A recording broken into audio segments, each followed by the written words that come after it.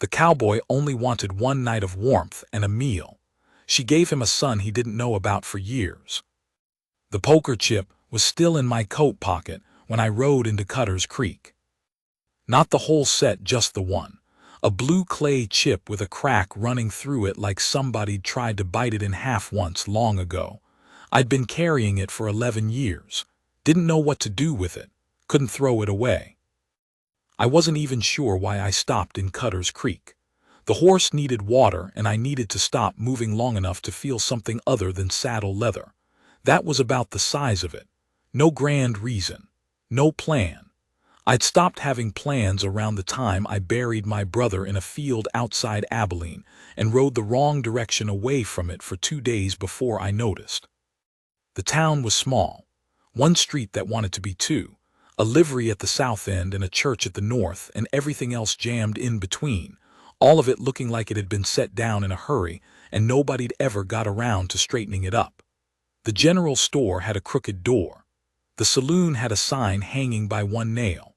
There was a woman on the porch of what turned out to be the boarding house, beating dust out of a rug like the rug had done her a personal wrong.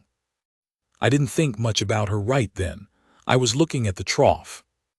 What I remember about that evening, going back to it now, and I've gone back plenty, is that I wasn't trying to be anything. Wasn't trying to charm anybody. Wasn't looking for trouble or company or warmth beyond what a fire could give. I paid for a room, I paid for a bath. I came down to the common table and ate what was put in front of me. The woman who ran the place, Nora Cahill, she set a plate of beans and salt pork at my elbow and poured coffee without asking, and then sat herself down across the table with her own plate and ate her supper same as if we'd been doing this for years. Most people in a boarding house, the owner doesn't sit with you. They serve you and disappear. She didn't disappear.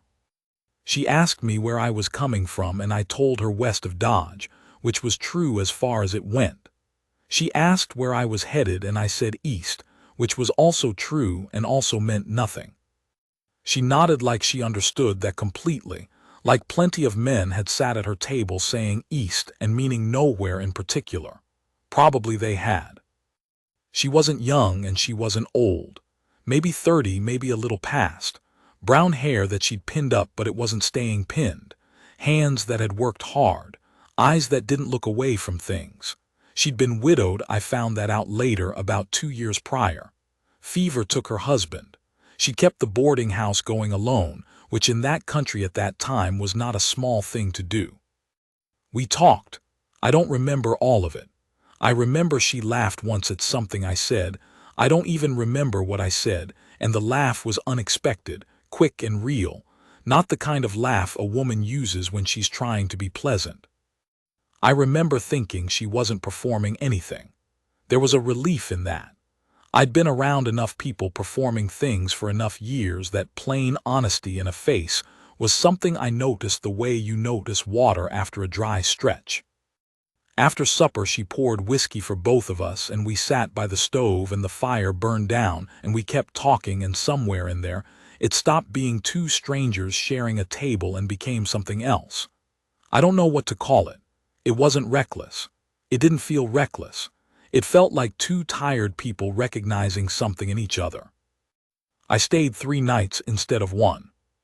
When I rode out on that 4th morning, she was standing on the porch, not waving, just standing. I looked back once. She was still there. I told myself I'd come back. I even half believed it. I didn't come back. There's no excuse for that worth speaking out loud. The miles got between us and the work got between us, and time does what time does, which is move without asking your permission. I went north. I worked cattle through 2 Montana winters.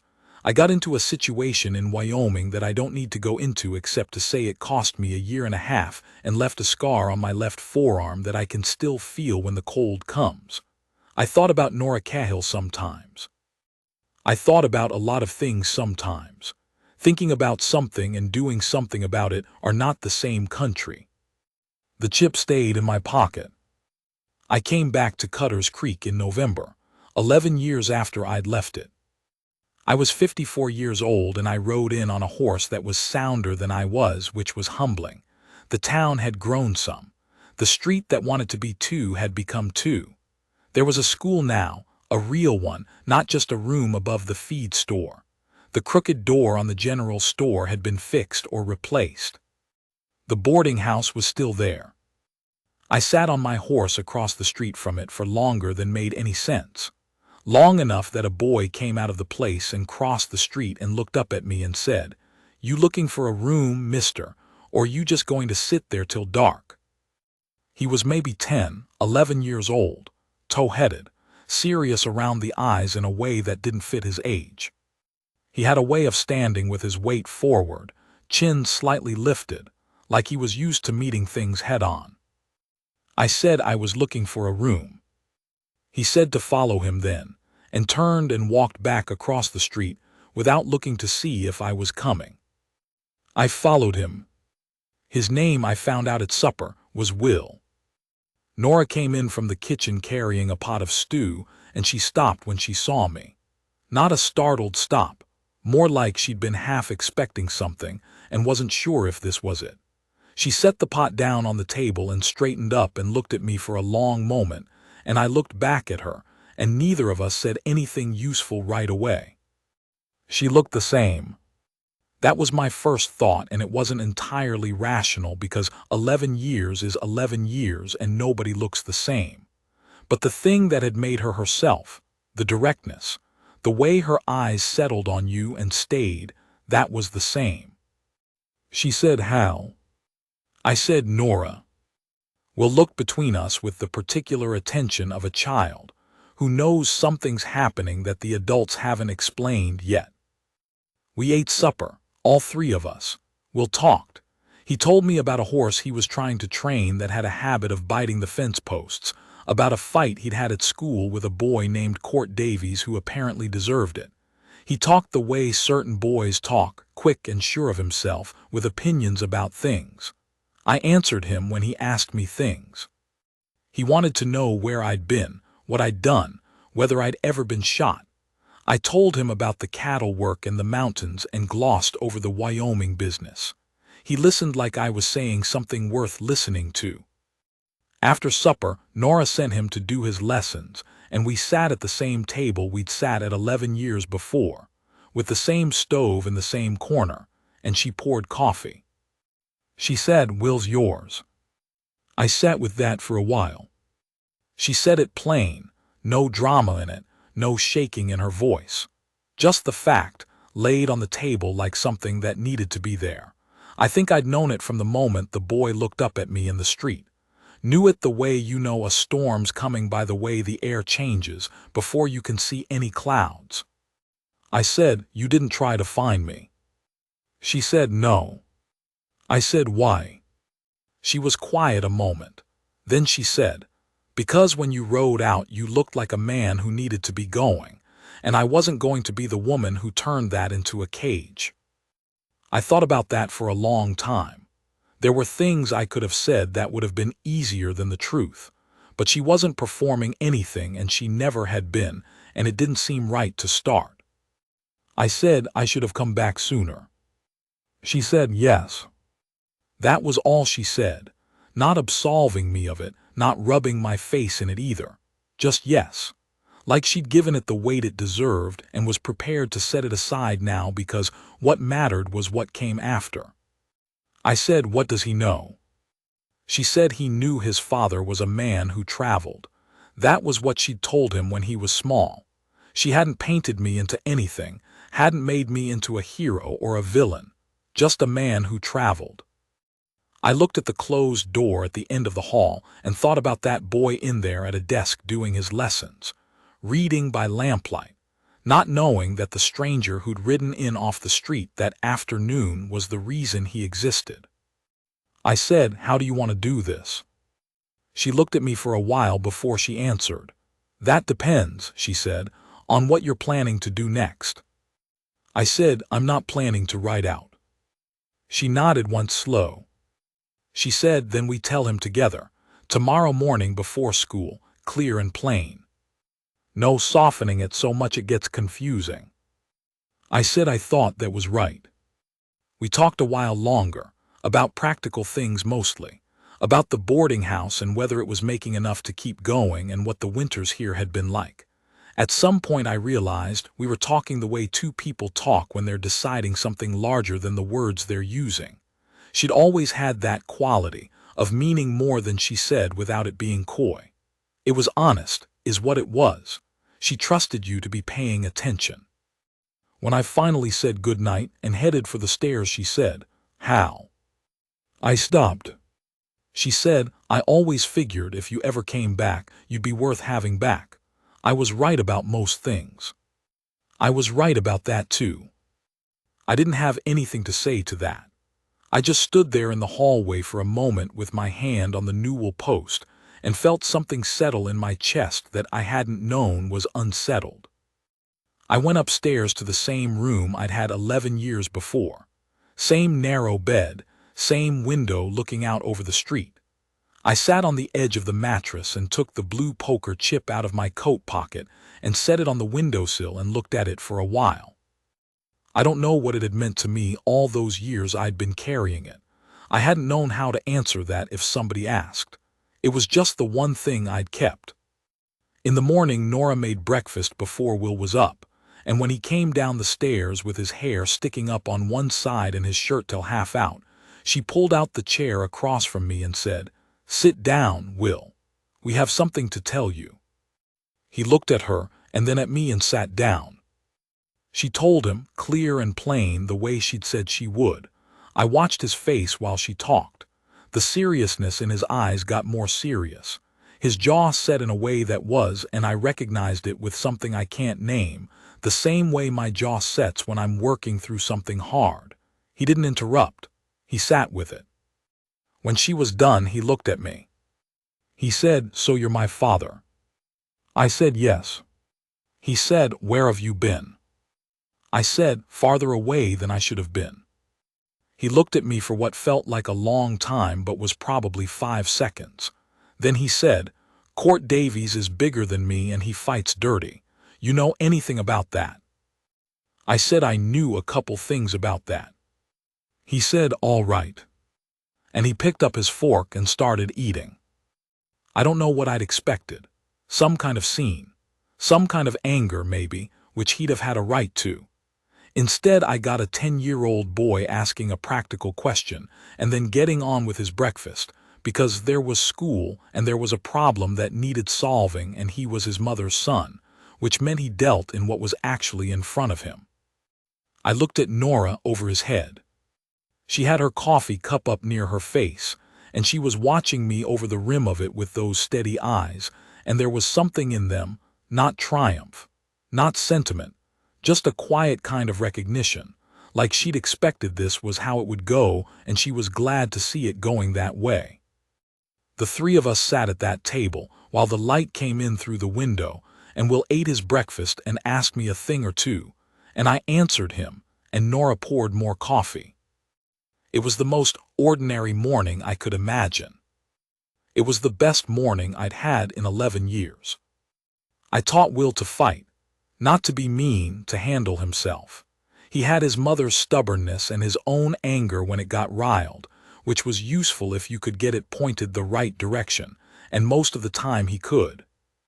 I helped Nora mend the fence on the north side of the property that the winter had knocked loose, and I rehung the gate on the livery side, and I fixed the step on the back porch that she'd been stepping around for 2 years. Small things. The kind of things that pile up when you're running a place alone. Cutter's Creek is a small town. People noticed I was staying. People noticed what I was doing there. A couple of the men in town, older ones, the kind who have appointed themselves to watch things, made it their business to let me know I was being watched. I understood that. I didn't argue with it. You earn trust in a place by being present long enough for people to see what you are. Winter came hard that year. Came with the kind of cold that splits wood just by looking at it, frost on the inside of the windows, horses breathing fog in the barn at midday. Will turned 11 in January, and I gave him a good hunting knife, the bone-handled kind, and showed him how to take care of it. He acted like it was nothing special, and then I saw him showing it to a friend through the window, turning it over in his hands like it was gold. Nora and I didn't rush anything. There was no need to rush it. What we were to each other had already been decided by time and by what we were both willing to do, and the paperwork of it could wait until we were ready to put it somewhere permanent. What I remember from that winter is this. We were sitting one evening after Will was in bed, the stove going, the wind working at the eaves of the house. I was doing something with my hands, mending a bridle, I think, or it might have been sharpening a knife. She was reading. We hadn't been talking. There was no need to talk. At some point she put her book down and looked at me. I looked up. She said, "You know what I told him, when he was 5 or 6 and he asked about his father?" I said I didn't. She said, "I told him his father was a man who was good with a horse and good with his word, and better with a quiet problem than a loud one. I told him that was worth something, and that he'd understand that when he was older." I set the bridle down. I said, "That's more than I had a right to." She said, "It's what I saw. That first night and every night after that while you were here. A man doesn't have to be present every day to be worth remembering." She reached across and put her hand over mine on the table. Her hand was warm and dry and certain. She didn't look away from my face. She said, "I'm glad you came back, Hal." Outside, the wind was working at the eaves. The fire was burning low in the stove, and the lamp was burning steady on the table, and her hand was on mine. And I thought about all the years I'd spent moving and not settling, all the miles and all the empty mornings, and I didn't feel regret exactly. Just the particular recognition that you've gotten to the place you were supposed to be a little later than you should have. The blue chip was still on the windowsill upstairs. I didn't need to carry it anymore. Will grew up straight. He got tall faster than I expected, that stretch that boys do around 13 where they seem to add an inch a month until you're looking up at them. He got his mother's eyes and something of my set of jaw, and he had a quality in him that I came to think of as a kind of bedrock. He didn't move off a thing once he decided it was right. That got him into trouble sometimes and saved him from it other times. He called me Pa eventually. Not right away, he took his time with it, the way he took his time with most things, and when he got there it was because he decided it was right, not because anyone told him to. The first time he said it he was about 12, just as a word in a sentence, not making anything of it. I don't think he even noticed my face. I noticed. Nora and I married the following spring. Small ceremony. The preacher from the church at the north end of the street. Will stood beside me, and the widow Jansen from next door stood beside Nora, and it took about 10 minutes, and then we all went back to the boarding house and had a meal that Nora had cooked herself, which she insisted on, and the widow Jansen brought a pie. There are things you spend your life not knowing you're looking for. Not because you couldn't name them if you tried, but because it seems too much to expect, so you stop expecting. A place to belong. Work that matters. Someone who knows what you are and chooses you anyway, not out of desperation or convenience, but out of something clear-eyed and deliberate and final. I've been carrying a cracked poker chip for 11 years, and I couldn't have told you exactly why if you'd asked. I think now it was the weight of something unfinished. A door I hadn't closed and hadn't opened. A night when something true had happened and I'd ridden away from it instead of toward it, and I'd been carrying the evidence of that ever since. The chip is somewhere in this house still. I don't know exactly where. I set it on the windowsill when I rode in that November, and I don't think I picked it up again. Might be up there still. Might be Will found it and pocketed it, the way boys do with small, interesting objects. If he has it, that seems about right. He came from that night.